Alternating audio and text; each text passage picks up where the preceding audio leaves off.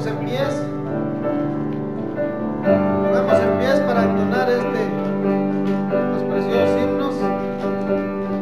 Y voy a invitarle a que su mente, su corazón, mis hermanos, sean inclinados a la presencia de nuestro Dios, ya que nosotros le cantamos a un Dios vivo, a un Dios que está con nosotros, que está en todo lugar. Y por eso, por reverencia a Él, siempre apagamos nuestros teléfonos celulares o lo ponemos en vibración, de tal manera que no se oiga un desorden, mis amados hermanos, no se oye correcto que estando ante la presencia de nuestro Dios, ¿verdad?, se oigan los teléfonos celulares sonando. Este es un tiempo, es un momento en donde nuestro corazón, nuestra mente está totalmente dedicada a nuestro Dios. Y Él es digno de toda alabanza, Él se merece toda la honra y toda la gloria. Por eso es que nosotros buscamos de darle la excelencia a nuestro Señor. Te loamos, oh Dios. Himno número 3.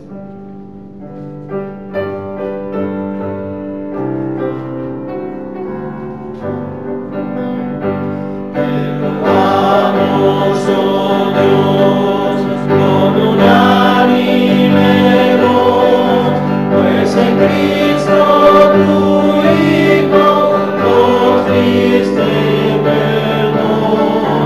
Aleluya, te alabamos, oh cuán grande es tu amor. Aleluya, te adoramos, bendito Señor. Te loamos, Jesús, pues tu trono de luz tú dejaste por darnos salud en la cruz. Aleluya, te alabamos, oh cuán grande es tu amor. Aleluya, te adoramos, bendito Señor. Danos Santo Consolador, que nos llenas de gozo y santo valor. Aleluya, te alabamos, oh cuán grande es tu amor. Aleluya, te adoramos, bendito Señor. Unidos a la gran Trinidad, que es la fuente de gracia, poder y verdad. Aleluya, te adoramos, oh cuán grande es tu amor. Aleluya, te adoramos, bendito Señor. Oramos. Señor nuestro Dios, te damos las más infinitas gracias por la bendición de poder estar en tu casa en esta tarde. Rogamos tu bendición para este servicio y que tu Espíritu Santo llene nuestras vidas y nuestros corazones. Señor, a ti damos la alabanza, la gloria y el honor, porque solo tú eres Dios, solo tú eres Altísimo. Tú conoces la necesidad de cada hermano que se congregue en esta tarde, sobre todo sus batallas espirituales. Rogamos en el nombre de Jesucristo que tú, por medio de la predicación, hables a sus vidas en esta tarde y les bendiga y les prosperes en su crecimiento cristiano. Ahora también le dedicamos desde ahora nuestras alabanzas a ti, nuestras ofrendas, implorando tu misericordia y tu perdón para nuestras faltas, para nuestros pecados, y suplicándote, oh Señor, que tú, Padre amante de misericordia, traigas consolación a nuestro corazón. Nos permitas también con entusiasmo y con acción de gracias recordar de manera correcta cómo tu Hijo Jesucristo vino al mundo, fue ofrecido en la cruz, fue sepultado, resucitó al tercer día, ascendió a los cielos y de ahí pues ha de venir a juzgar a los vivos y a los muertos. Tu gracia sea con nosotros, Señor. Amén. Amén. ¿Pueden tomar asiento un momentito, por favor? Mire, la casa de Dios El culto a Dios es un momento único y es un momento especial. Y pedimos a los papás que tengan especial cuidado de cómo se conducen sus niños dentro de la casa del Señor. Es responsabilidad de los papás enseñar a sus hijos que cuando el servicio a Dios ya comenzó, deben esperar ahí afuera hasta que se termine el himno y poder pasar y usar los pasillos de los lados, no el pasillo del centro. Entró una avalancha de niños que sinceramente a mí me dio la impresión de ver una manada de vacas viniendo hacia acá, unos corriendo, otros jugando, y eso, hermano, rompe con la reverencia del culto a Dios y rompe con la concentración de los hermanos que están participando del culto. Es de responsabilidad del papá enseñar que los niños no corren dentro del santuario y que los niños no deben usar los pasillos del centro ni venir a la plataforma a nada. También los ujieres deben de ser responsables de que cuando se empiece el culto esa puerta se cierra y no se vuelve a abrir, no se permite entrar al santuario hasta que no se termine de cantar el himno. ¿Por qué, hermano? Les voy a explicar. Porque rompe con la reverencia. Porque, por ejemplo, cuando se está cantando el himno y usted llega tarde, cualquiera puede llegar tarde, y usted entra, lo que ocurre es que entonces el ujier tiene que desatender su adoración personal por darle un himnario a usted y un boletín. Además de ello, cuando usted se va a sentar, tiene que estar corriendo al que está allá sentado y rompe con cierto orden que debe prevalecer entre nosotros. Vuelvo y repito, no es que cualquiera puede llegar tarde, sino que tengamos disciplina en estas cosas. Si usted llega tarde, por alguna razón u otra, espere ahí hasta que usted vea que se terminó la oración, o el himno, o la lectura, o lo que se esté haciendo, y entonces pues ingrese al santuario usando los pasillos de atrás y buscando sobre todo el puesto estratégico, ese que esté vacío. ¿Por qué? Porque no hay cosa más hermosa que el orden y la buena cívica dentro de la casa de nuestro Dios. Y aún los niños tenemos que educarles en ello. Así que en el amor del Señor le pedimos estas cosas para el bien pues, de todos nosotros. Gracias.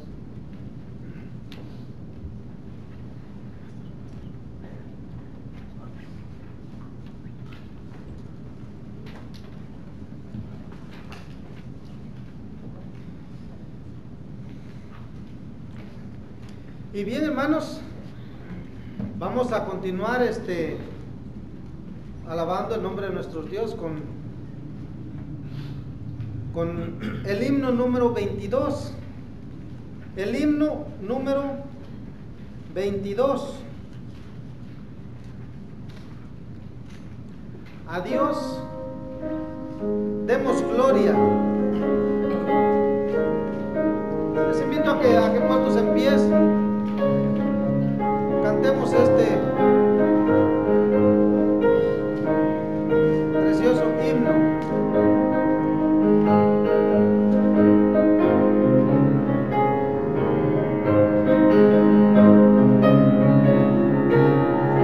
Himno 22.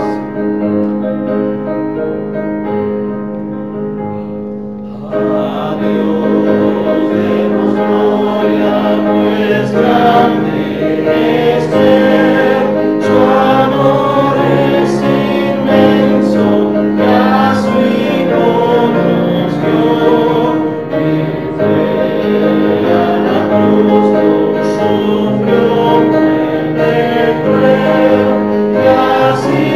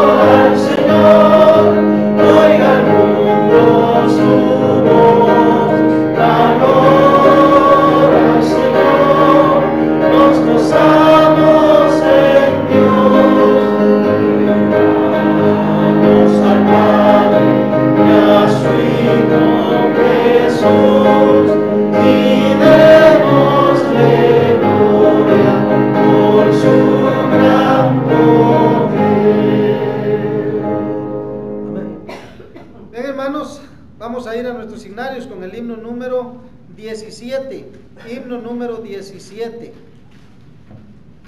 La cruz solo me guiará. Himno número 17 en sus signarios. Tienen el título diferente, mis hermanos, pero es todos juntos, tributemos.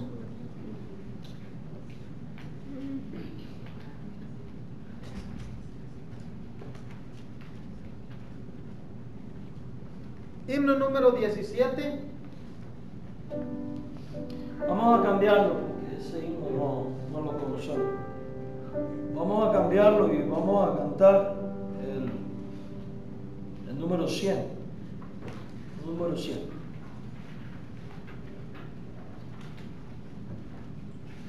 Número 100. Himno número 100, mis amados hermanos, un himno muy precioso, que yo pienso que, no sé ustedes, pero yo al cantar este himno, se me enchina la piel al recordar que verdaderamente aquel perfecto, aquel santo, aquel gran Dios vino a dar su vida por alguien que no tenía valor, alguien que no merecía, por alguien que lo que merecía era solamente la muerte. Y Él vino, mis amados hermanos, a manifestarse, a triunfar, venció a la muerte y ahora vive, y está a la diestra del Padre. Yo les invito a que cantemos este precioso himno. Si usted se lo sabe, cierre sus ojos y cante, exprese a Dios lo que Él ha hecho y lo que Él es para usted.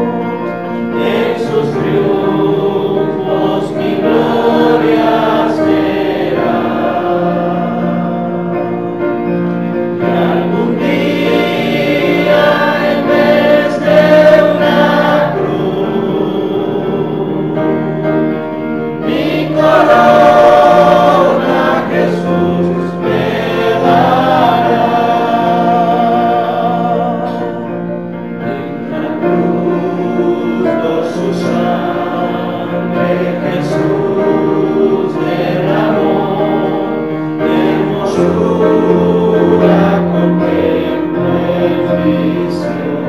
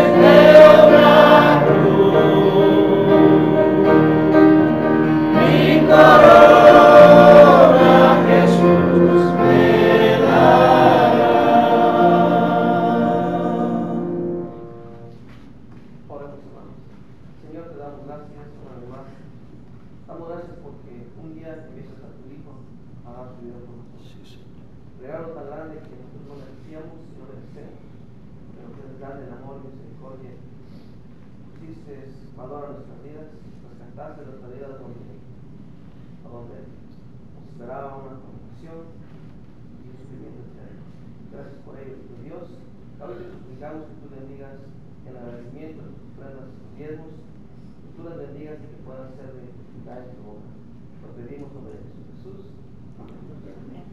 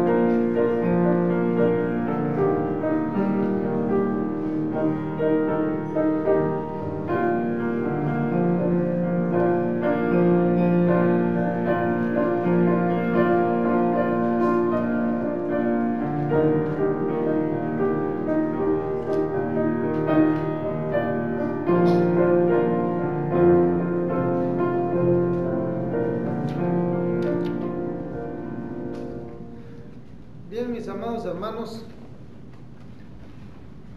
les voy a invitar a que por última vez nos pongamos en pie y vamos a entonar un último himno.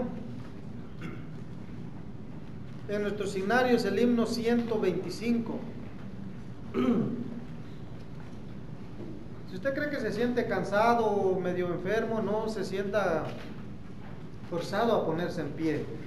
Puede permanecer sentado, cante al Señor y con gozo, con fuerzas, con todo su corazón. Y si usted puede ponerse en pie, bien, y si no, como le digo, quédese así sentado.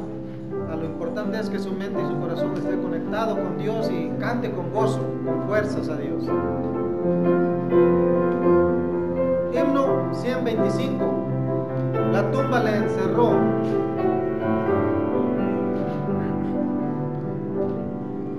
La tumba le encerró, Cristo, mi Cristo, llevará y espero, Cristo el Señor. Cristo la tumba venció y con gran poder resucitó. Del sepulcro y muerte Cristo es vencedor, vive para siempre nuestro Salvador. Gloria a Dios, el Señor resucitó. De guardas escapó, Cristo, mi Cristo, el Señor destruyó, Cristo el Señor. Cristo la tumba venció y con gran poder resucitó. Del sepulcro y muerte Cristo es vencedor, vive para siempre nuestro Salvador.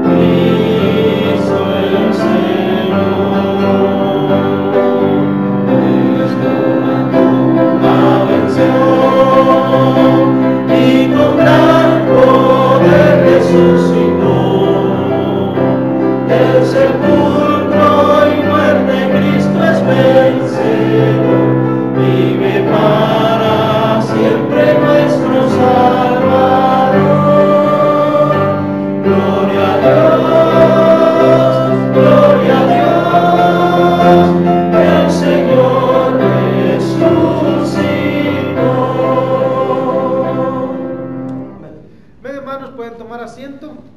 A continuación viene el mensaje de la palabra de Dios con nuestro pastor. Bien, buenas tardes a todos, hermanos. El Señor les bendiga ricamente. Quiero recordar que el próximo miércoles a las 7 de la noche, como es costumbre, tenemos nuestro estudio bíblico. Así que están todos invitados. Estamos estudiando el libro del Apocalipsis.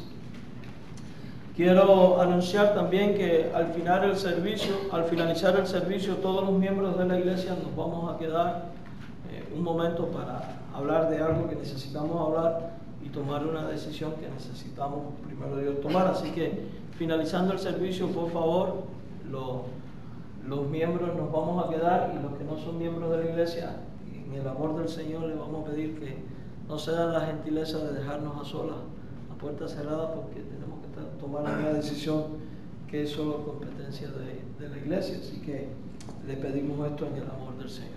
Quiero, pues, sin más demora, invitarle a que vayamos al Evangelio de Lucas, capítulo 7, versículo 24 al 28. Evangelio de Lucas, capítulo 7, versículos del 24 al 28.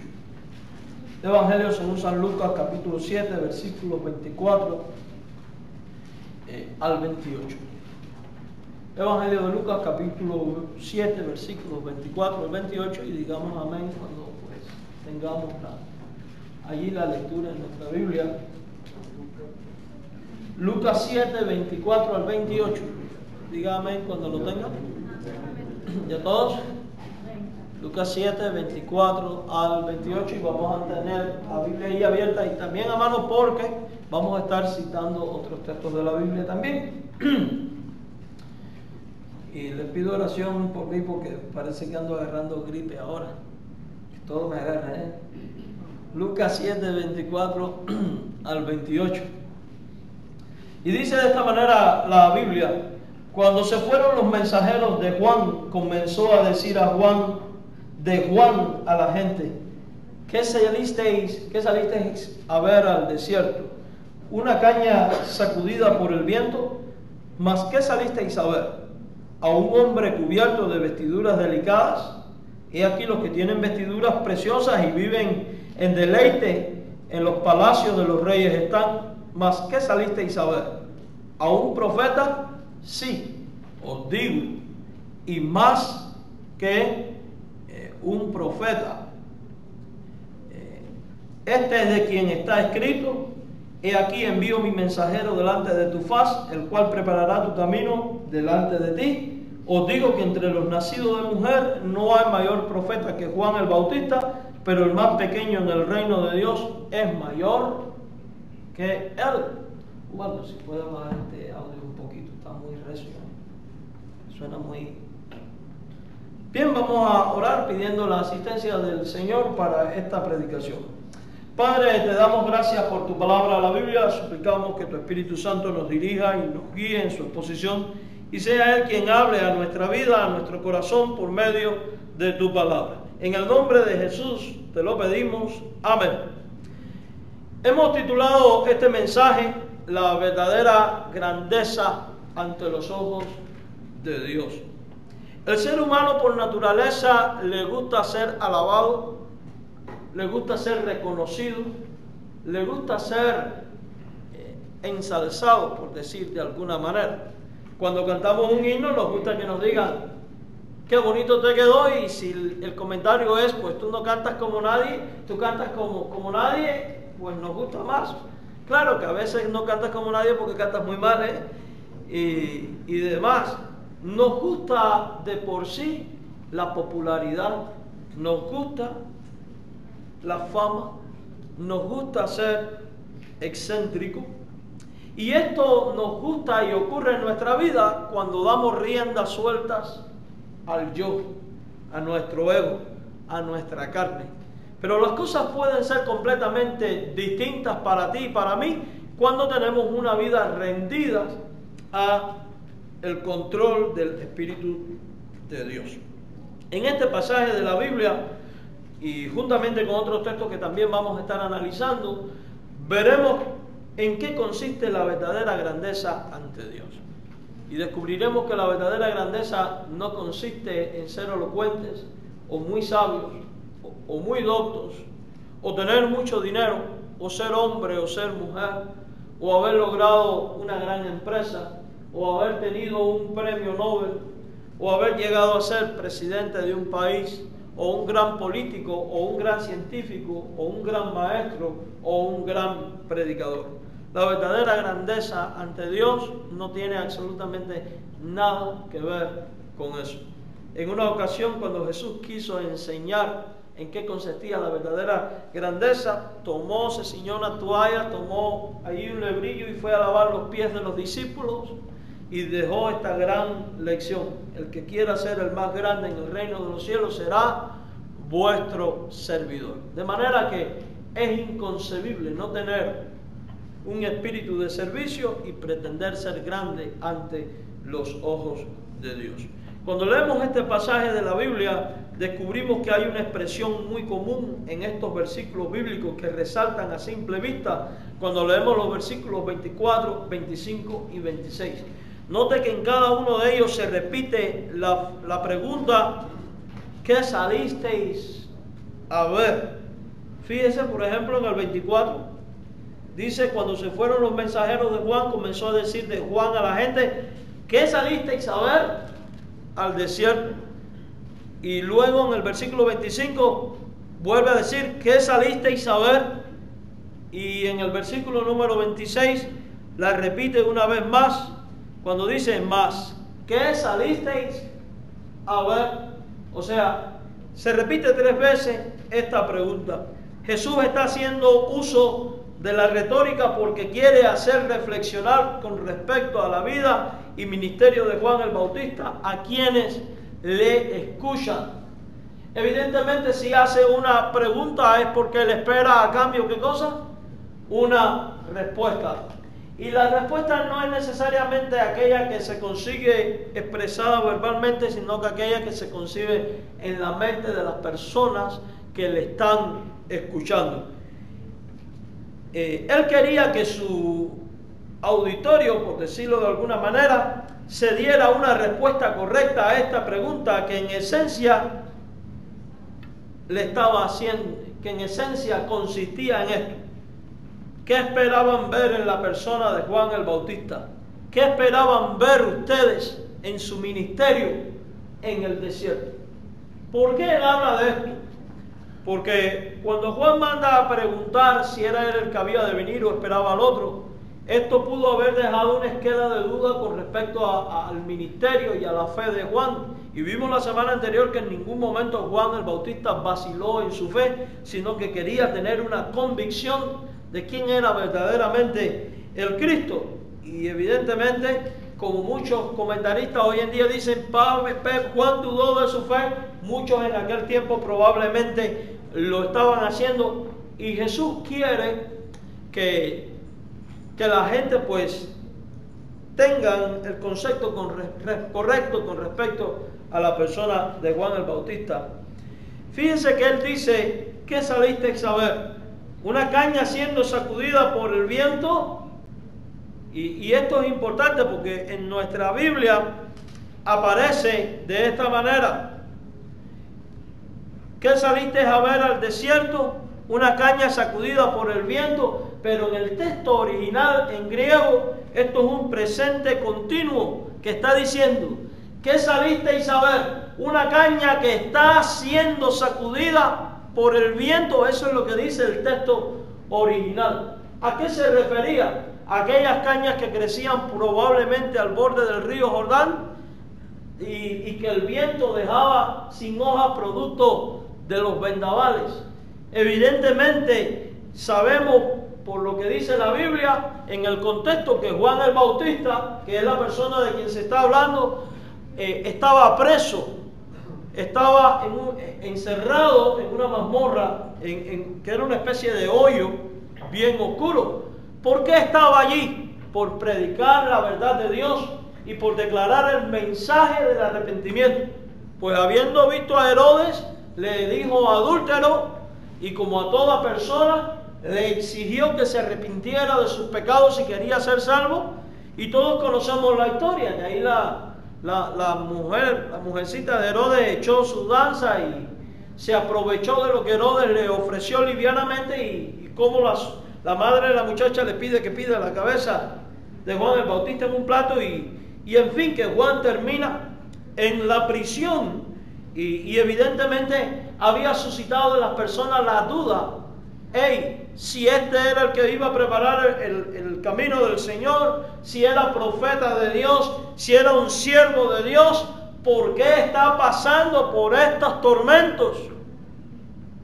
Y es que la gente del tiempo de Jesús y también mucha gente hoy en día tienen la falsa idea de que servir al Señor implica como resultado automático ser prosperado o bendecido. Y la gente en este tiempo tenía la idea de que si tú te enfermabas o te pasaba algo negativo, era consecuencia de que habían pecados ocultos. Y esto no es lo que está ocurriendo con la persona de Juan el Bautista. Sin embargo, es una ignorancia pensar tal cosa, porque en toda la Biblia, todo siervo de Dios, todo profeta de Dios, en un momento u otro, recibió oposición y sufrimiento. Todos. Eso es una característica común que tenían cada uno de ellos. Entonces, ¿qué saliste a ver? ¿Una caña siendo cascada por el viento? La respuesta es un no. A un hombre que ha sido destrozado por las circunstancias que está viviendo, la respuesta es un no. Ahora, esta frase también puede significar, ¿qué saliste a ver? A un hombre excéntrico que vestía piel de camello, que comía langosta y miel silvestre, un ascético único que vivía de manera extravagante porque vestía piel de camello.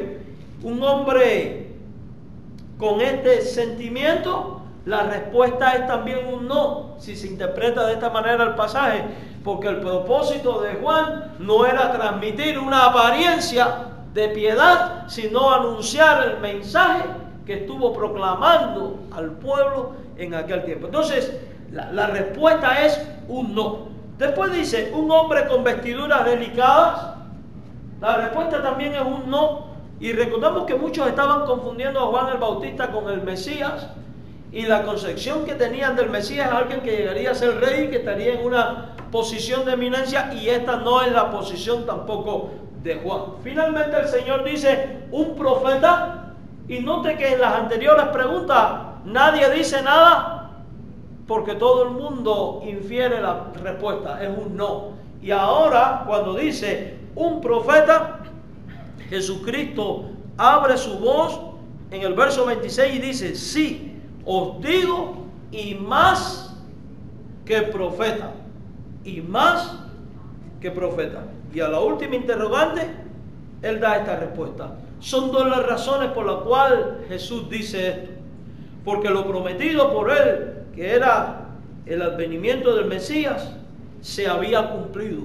Juan había estado diciendo, yo soy una voz que clama en el desierto, preparad el camino del Señor. Y llegado un momento, Él mismo dice públicamente, este es el Cordero de Dios que quita el pecado del mundo. O sea, su mensaje profético había sido confirmado con la acción de ocurrir lo que estaba anunciando. Y lo segundo es porque Él era profeta, y más que profeta, es porque Él había sido escogido por Dios desde el vientre de su madre, desde antes de su nacimiento, para cumplir esta función en base a una antigua profecía dada en Malaquías, de que vendría uno que prepararía el camino del Señor. Y ciertamente en Juan se cumple esto, porque Él es esta persona. O sea que Juan anuncia profecía y al mismo tiempo Él es cumplimiento de una profecía. Y esto es algo extraordinario en Él.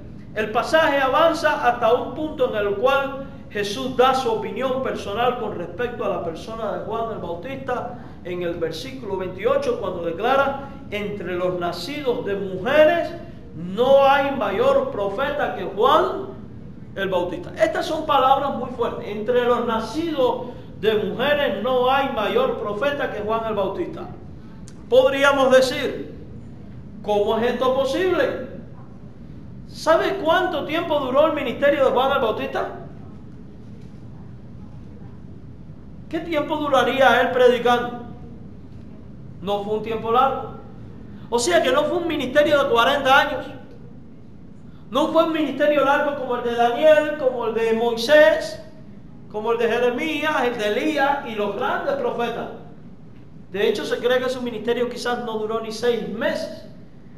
¿Y cómo es posible que un hombre que solo estuvo por 6 meses cumpliendo con su ministerio, Jesús dice de él, es el más grande de todos los hombres?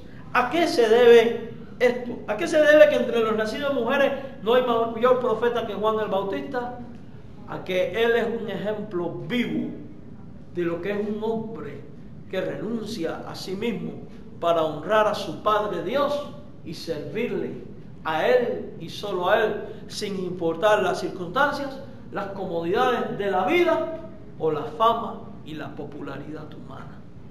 Eso hizo grande a Juan. Al examinar este texto de la Biblia y al examinar la vida de Juan el Bautista, se nos revelan 3 actitudes que deben de ser parte de todo creyente si este ser quiere ser considerado grande ante los ojos de Dios. Y estamos hablando específicamente de la vida de Juan el Bautista. Mire, todo creyente debe buscar ser grande ante los ojos de Dios. Todos, sin excepción de ninguno de nosotros. Pero hemos de estar conscientes que esta grandeza ha de ser basada en las normas de Dios y no según las normas humanas. Fíjese que hay 3 actitudes en la vida de Juan el Bautista que nos permiten ver el por qué Dios le veía como grande. En primero de ellas, si queremos ser grandes ante Dios, y que Juan las tenía, era una actitud cristocéntrica en todo lo que hacía. Juan en todo cuanto hacía tenía una actitud centrada en la persona de Jesús el Mesías. Entonces, si yo quiero ser grande ante los ojos de Dios, tengo que desarrollar una actitud cristocéntrica. En el Evangelio de Juan, en el capítulo 1, en el versículo 29, dice lo siguiente: el siguiente día vino Juan a Jesús que venía a él y dijo: he aquí el Cordero de Dios que quita el pecado del mundo. Recordemos que Juan se había ganado fama por su predicación, por su piedad. Mucha gente lo estaba siguiendo. Tenía discípulos. Pregunto, si Juan hubiera dicho yo soy el Cristo, ¿lo hubieran creído? Muchos le hubieran creído. Si Juan hubiera dicho yo soy alguien grande, muchos le hubieran creído. En cambio, aquí vemos dirigiendo su atención a la persona de Cristo, haciendo de Cristo el centro de toda su vida, de su existencia y de su mensaje. Él estaba consciente de que había venido no para ser elevado a una posición de importancia o ser reconocido como maestro en un grupo de discípulos, sino para preparar el camino, para guiar a todos los que estaban a su alrededor a un encuentro con este a quien él señala como el Cordero de Dios que quita el pecado del mundo. Entonces, si nosotros de veras queremos ser grandes para Dios, hemos de desarrollar en nosotros esta disposición de darle a Cristo el lugar que realmente Él merece en la vida nuestra. Mire, Juan el Bautista hizo de Cristo el centro de su vida en cuanto a para qué vino. Juan vivió para Dios y honró a Jesús en todas las cosas. En todo, absolutamente en todo. Al punto de que cuando él va a bautizar al Señor, que el Señor le dice, bautízame, Juan le dice, no soy digno de desatar la correa de tu calzado. Un acto que solo los esclavos hacían con sus señores. No soy digno ni de siquiera de esto que es tan vergonzoso. Juan no se creía digno de hacer algo para Dios. Y a veces nosotros nada más que tenemos un poquito así de habilidad en ciertos dones y creemos que Dios en el cielo y en la tierra. ¿Sí? Dios en el cielo y yo aquí en la tierra. Creemos que los merecemos todo. Creemos que todo el mundo tiene que girar alrededor nuestro, porque sin mí no son nada. Creemos que la vida cristiana de nuestra iglesia se vuelve nada si yo no estoy, o si yo no sirvo, o si yo no hago. Creemos que nadie es como yo. Esas son las actitudes que salen de nuestro corazón cuando no tenemos una vida centrada en la persona de Jesucristo y en quién Él es.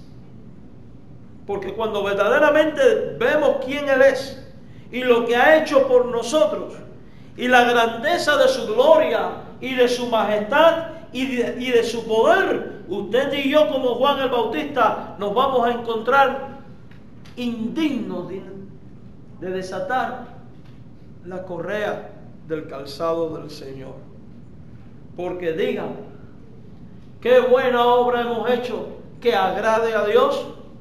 Aún lo mejor de vosotros es como trapo de inmundicia, dice la palabra de nuestro Señor. Juan vivió para Dios y en todo honró el nombre de Dios. Cuando la gente le dijo a él, dinos, ¿eres tú el Cristo o no? Él dijo que no.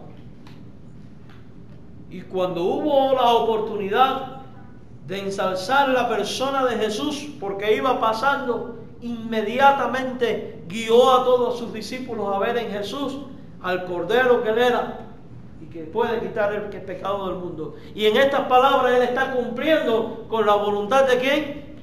De Dios. ¿Se da cuenta que el corazón de Juan siempre estuvo centrado en Jesús? Centrado en la voluntad de Dios y no en las emociones personales. Tus actitudes personales, hermanos, nuestro yo interior, nuestro egocentrismo, hemos de aprender a derrotarlo con el poder del Espíritu Santo, porque de lo contrario, lo que va a salir de ti y de mí van a ser frutos de la carne, que trae como consecuencia una vida cristiana destrozada y un estilo de vida que, lejos de ser un canal de bendición, se convierte en piedra de tropiezo para otras personas. Y eso no es parte de la voluntad de Dios para tu vida. Juan el Bautista hizo a Cristo el centro de toda su vida en cuanto a para quién trabajó. Él no trabajaba, él no predicaba para agradar a los hombres. No les interesaba las vestiduras delicadas. A mí me maravilla que este hombre vestía con una ropa de piel de camello, probablemente sin curtir. Oiga, si yo me muero del calor con una chamarra de esta curtida en tiempo de frío, ¿se imagina en el desierto con una ropa de pelo de camello? Yo me imagino que la comezón ahí sería grande, porque el calor, el sudor, la comezón no. Y podríamos decir que es profeta ni profeta si mira como viste de indigno. ¿Cómo usted se sentiría si Juan el Bautista si yo me apareciera aquí con una ropa así, todo desaliñado, bambú, peludo, etcétera, en el medio del templo para predicar? Usted diría, se volvió loco. Está viniendo indigno a la casa de Dios, diríamos eso, ¿verdad? Los de vestiduras delicadas están ¿dónde? en los palacios. A Juan no le interesaban las comodidades humanas.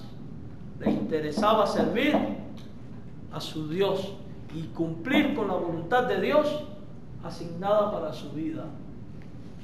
Eso es lo que nos debe de interesar a usted y a mí. Nuestros ojos no pueden estar puestos en lo material. Con esto está dando una lección. No hace falta dinero ni bienes materiales para cumplir la voluntad de Dios. No hacen falta vestiduras delicadas. No hacían falta templos para declarar el mensaje de Dios. Él estaba en el medio del desierto. Esto nos hace ver que cuando nuestra actitud está centrada en Cristo, nosotros vamos a cumplir con la gran comisión que tenemos dada por Dios sin ningún impedimento, y nada va a ser un obstáculo si nos lo proponemos cuando ponemos nuestra atención en hacer aquello que Dios quiere que hagamos, a la manera de Dios. Hoy en día ponemos muchas excusas. No se pueden fundar iglesias porque no hay dinero para un templo. Juan el Bautista, su templo fue el aire libre del desierto. Es que hay mucho calor. Me da tristeza cosas así. Juan, mis hermanos, mire, cuando tenemos una vida centrada en Cristo, créame que nada va a ser un obstáculo para que usted cumpla con la voluntad de Dios. Nada.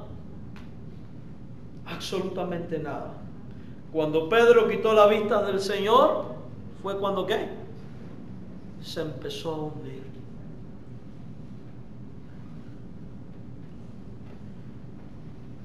Juan se enfocó en cumplir con la misión que el Padre le había asignado, preparar el camino del Señor. Y cuando leemos los evangelios, le vemos gritándole a la gente, arrepentidos. Y con palabras fuertes. Generación de víboras, hipócritas. Oiga, estaba duro el hombre. ¿Verdad que sí? ¿Cómo usted se sentiría si usted oyera una frase así? Nosotros hubiéramos reaccionado, ¿sabe cómo? ¿Y con qué derecho? ¿Quién se cree este para juzgarme? ¿Hubiéramos o no reaccionado así? La misma reacción que tuvieron la gente de aquel tiempo. Porque esa es la reacción del corazón que está inmerso en el pecado y que no quiere escuchar la voz de Dios. Porque cuando el corazón está dispuesto a escuchar la voz de Dios y la persona se sabe así pecadora y quiere agradar a Dios, dice Dios, gracias por las palabras duras, porque ellas me llevan a querer arrancar de mí el pecado, y nos lleva a esto al arrepentimiento verdadero. Las palabras flojas y bonitas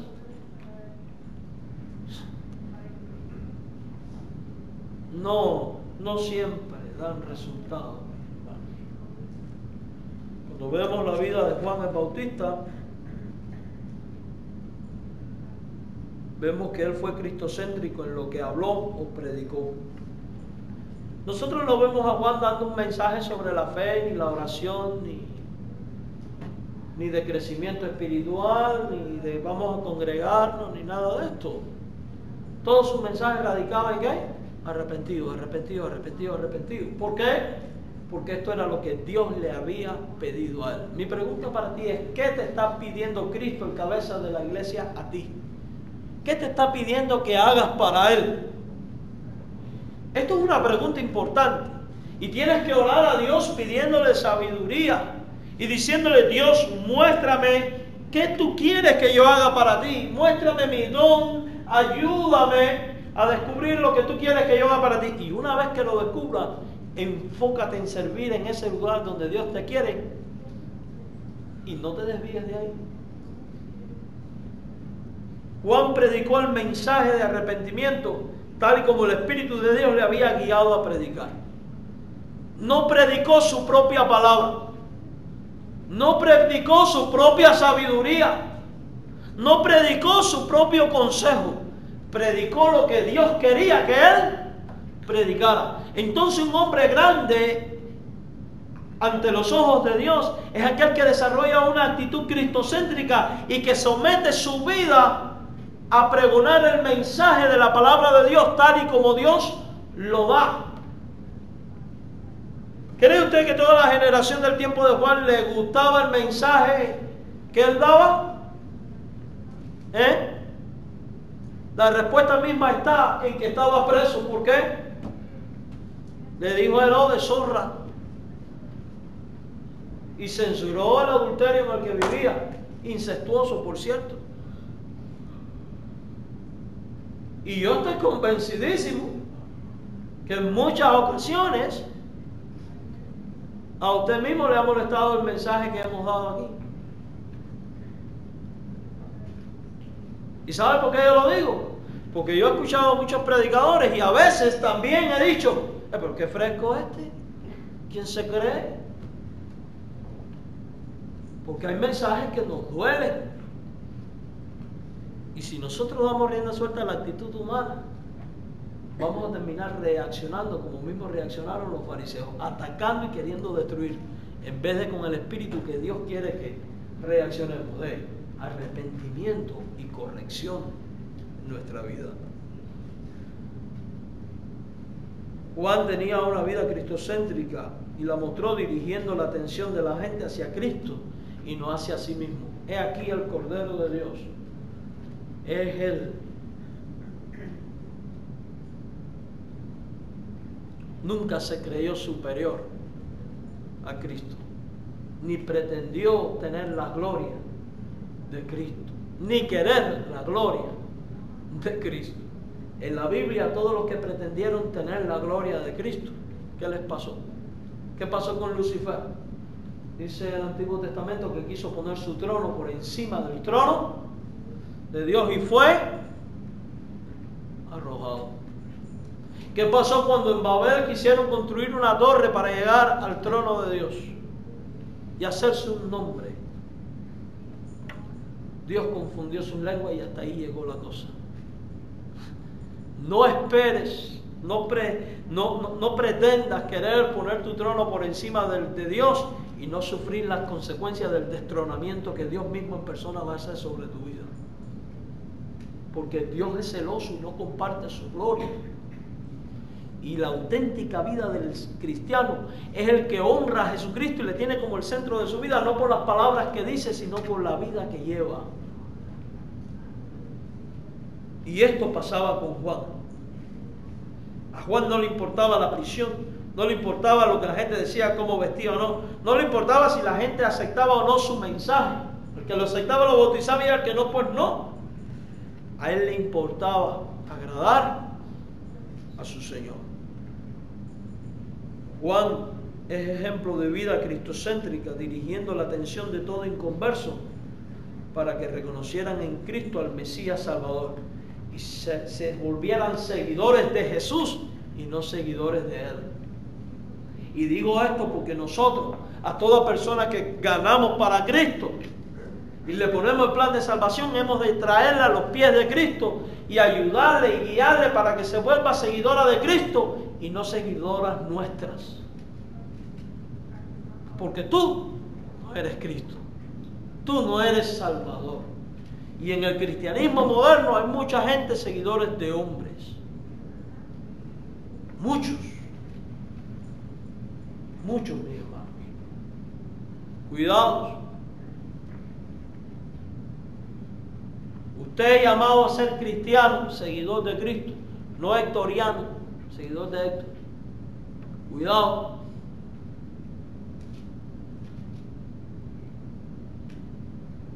Porque de lo contrario,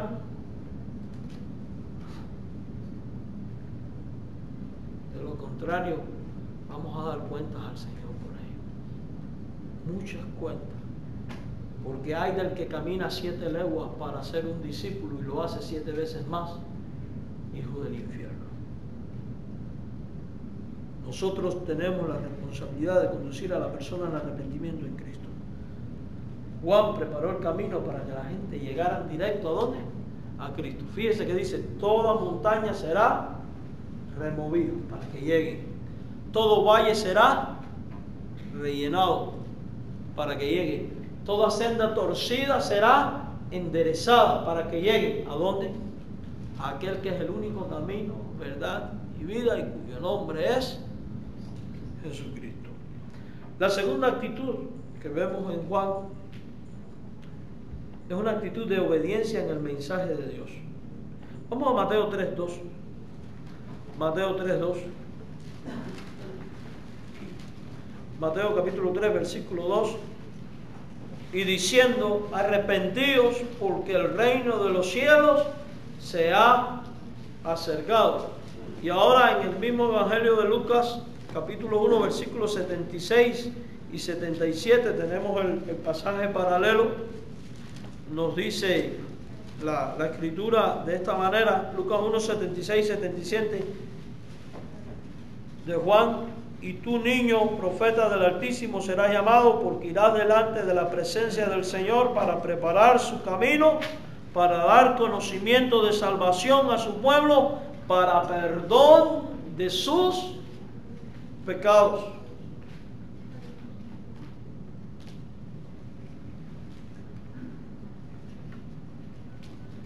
Cuando vemos la vida de Juan, vemos que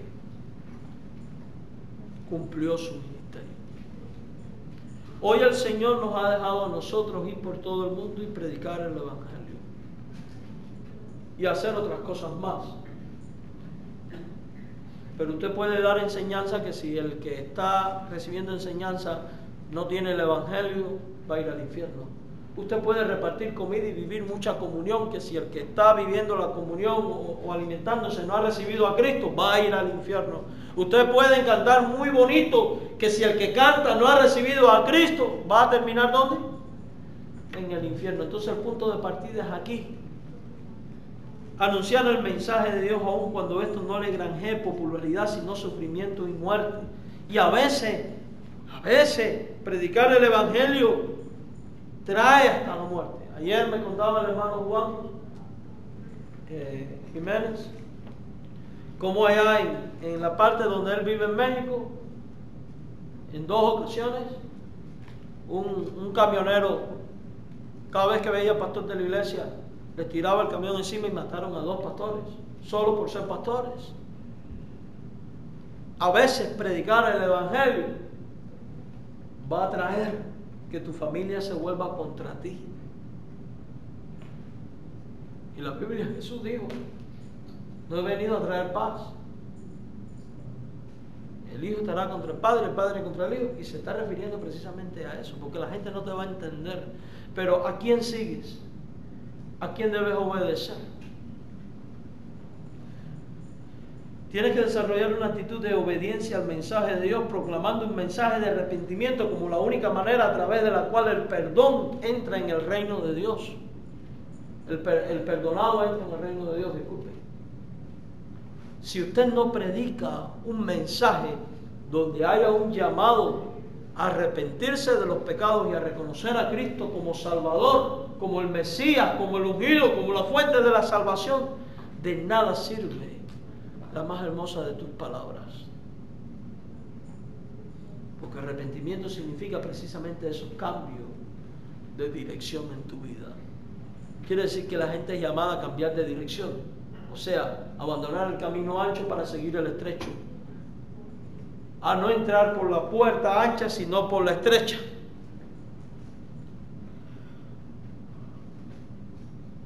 Juan no comprometió su mensaje. Cuando él vio a Herodes, él pudo haber dicho, bueno, con este mejor no le digo nada, porque si le digo algo me puede meter preso y entonces no voy a poder predicar y menos gente va a oír. ¿Pudo haber dicho eso? Pudo haberlo dicho. O sea, pudo ajustar la situación de un personaje poderoso humanamente hablando a su bienestar personal. Y en cambio, no lo hizo. ¿Por qué? porque vivía convencido que su compromiso era con Dios y que él a toda persona tenía que prepararla para un encuentro con el Mesías. Es una pena. ¿Qué hubiera pasado en la historia? ¿Cómo hubiera terminado sus días Herodes si cuando Juan lo reprendió, éste se hubiera arrepentido? ¿Dios lo hubiera perdonado? ¿Qué usted cree? Dios lo hubiera perdonado. ¿Qué distinto pudo haber sido las cosas para él? Muy diferente. Y no hay cosa que dé más tristeza y dolor en el ministerio que eso.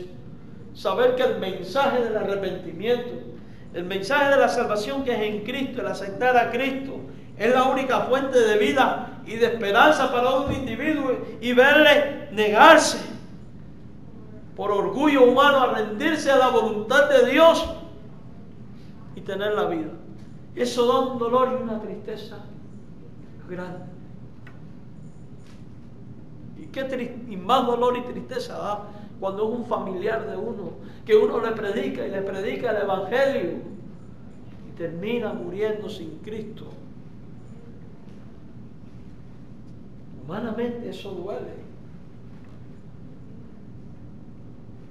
Pero nada de esto puede amilanar nuestra voz. Juan proclamó a viva voz la consecuencia del pecado y el fin de los pecadores en la eternidad. Y nosotros no podemos silenciar nuestra voz. No creo en un evangelista ni en un predicador que mutila su mensaje no hablando de arrepentimiento ni de la consecuencia del pecado. No creo en ese predicador. No creo. En último lugar, Juan también desarrolló una actitud de resistencia a las tentaciones propias. El creyente, si quiere ser grande ante Dios, tiene que desarrollar una actitud de resistencia a las tentaciones propias. Porque a veces somos nosotros los mismos los que nos tentamos a nosotros mismos. Cuando predicamos y 20 personas pasan al frente, salimos del púlpito diciendo, y lo disfrazamos de una falsa alabanza y acción de gracia. Gloria a ti, Señor. Pero, gloria al Señor. Pero por dentro vamos diciendo, qué mensajazo he dado. Ninguno de nosotros aquí cuando predican se convierte en 20. Cuando el coro o alguien canta un himno y le empezamos a aplaudir, disfrazado del aplauso para el Señor. Mire, yo creo que alguien puede dar un aplauso genuino para el Señor. Yo lo creo, pero le voy a decir algo. Si el aplauso va a hacer que los que canten empiecen a envanecerse, creyéndose que es para ellos, porque lo hicieron muy bien, es mejor no aplaudir nada, porque le vamos a hacer daño. ¿Creían ustedes que cuando Juan le dijo a Herodes, arrepiéntate, quería hacerle daño? Era porque quería ridiculizarlo delante de todo el mundo. Juan lo que quería era que Herodes también se arrepintiera. Él quería que ese hombre perverso que había matado a niños, que era un tirano, se arrepintiera.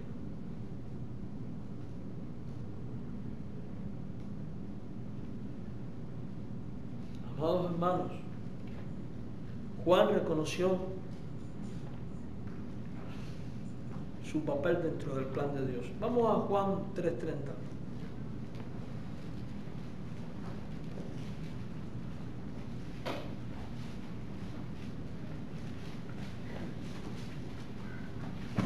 Ya después que él ve a Jesús en su ministerio.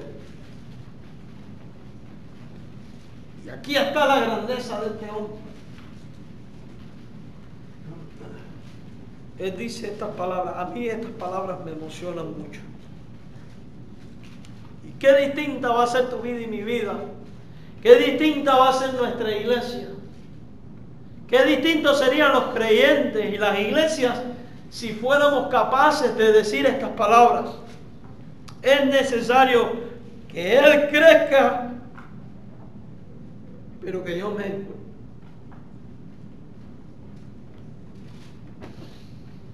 ¿Hacia quién está dirigiendo todo el mundo? Hacia Cristo. ¿Qué decía Pablo? No vivo yo, sino que vive Cristo en mí. Lo que ahora vivo en la carne, lo vivo en la fe del Hijo de Dios, el cual me amó y se entregó a sí mismo por mí. Ya no soy yo. ¿Qué decía? Con Cristo he sido juntamente crucificado. Mi vida está escondida en Él. Le pertenece a Él. Tenemos que tener cuidado de aquellas cosas que se vuelven tentaciones venidas de nosotros mismos, que alimentan nuestro ego y que le roba la gloria a Dios y que nos llevan a querer pretender poner un lugar por encima del de Dios. ¿Y cuáles pueden ser estas cosas? El mucho estudio. A veces estudiamos mucho, sí, nos preparamos muy bien. Inicialmente fue con la motivación de querer servir al Señor, y cuando nos sabemos 4 doctrinas más que el resto de la congregación, ustedes me tienen que obedecer porque yo lo sé todo. Ustedes me tienen que dar un super salario porque yo me sacrifiqué estudiando.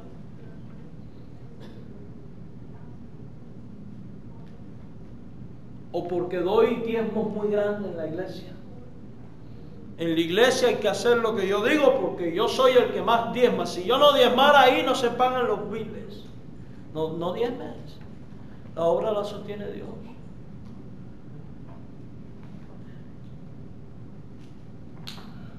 Y pretendemos como humanos levantar principados y cacicatos dentro de la iglesia de Cristo.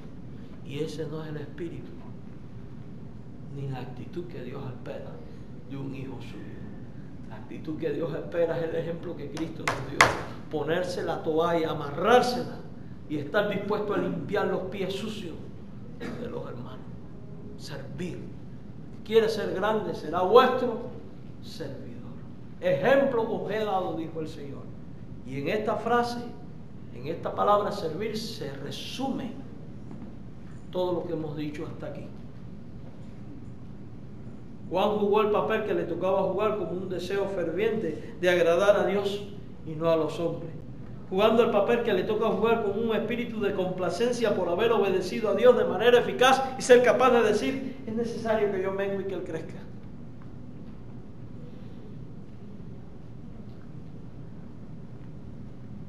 Tristemente a veces hacemos mucho para el Señor y nunca nos sentimos complacidos ni satisfechos.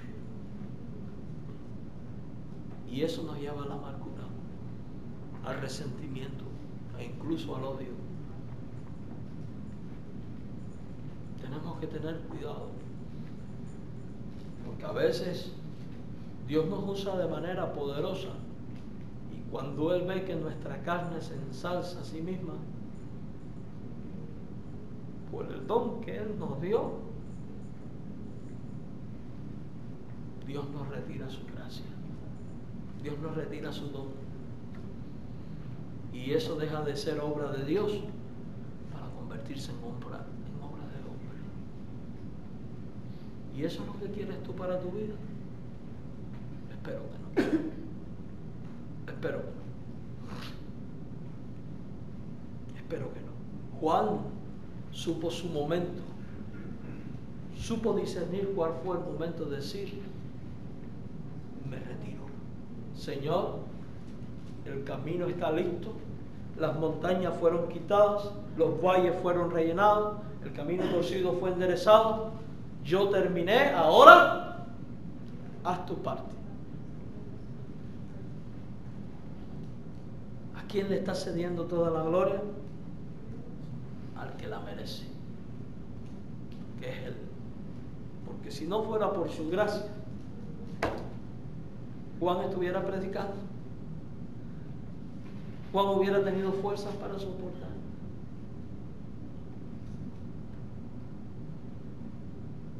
Juan da toda la gloria al Señor y ve su obra como necesidad suprema y única para la salvación del hombre y crecimiento del cristiano.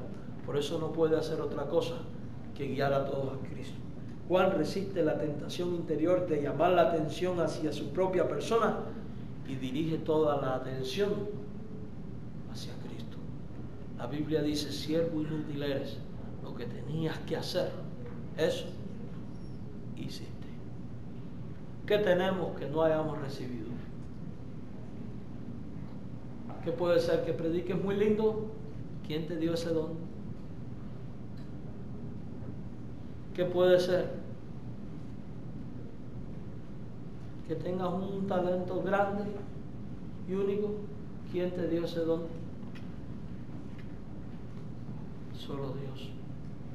Entonces, como vino de Él, cuando tú te ensalzas a ti mismo, te estás robando la gloria que solo le pertenece a Él. Y Dios no comparte su gloria. Desarrollar una actitud cristocéntrica en todo lo que hacemos, de obediencia al mensaje de Dios y de resistencia a las tentaciones propias, son la clase de actitud de las cuales Dios se agrada en nosotros y por ende las que nos hacen grandes ante sus ojos. Entonces, con corazón contrito y humillado, vengamos ante Él cada día, cada momento en oración, pidiéndole: Dios, ayúdame a ser el tipo de creyente que tú quieres que yo sea, para tu gloria, para tu honra. Amante Padre Celestial, te damos las más infinitas gracias por tu palabra. Ella contiene toda la verdad que de ti nos viene y que nos ayuda a crecer, a madurar, a buscar tu rostro día a día, a servirte y a honrarte. En el nombre de Jesús, Señor, perdónanos si en algún momento hemos pretendido robar tu gloria, y corrígenos para que no seamos partícipes de mayor condenación. Ten misericordia de aquellos que se han robado tu gloria, y tráeles al arrepentimiento para que con corazón contrito y humillado te reconozcan y puedan alcanzar tu misericordia. Porque no queremos que como en Babel nuestra lengua sea confundida, que como Satanás sea arrojado de tu presencia, que como Ananías y Zafira caer muertos al instante. Ayúdanos, Señor, en nuestra debilidad y líbranos aún de nosotros mismos, Señor, de nuestra vanidad, de nuestro egocentrismo, de nuestra carne, y ayúdanos a honrarte en todas las cosas. En el nombre de Jesús, amén.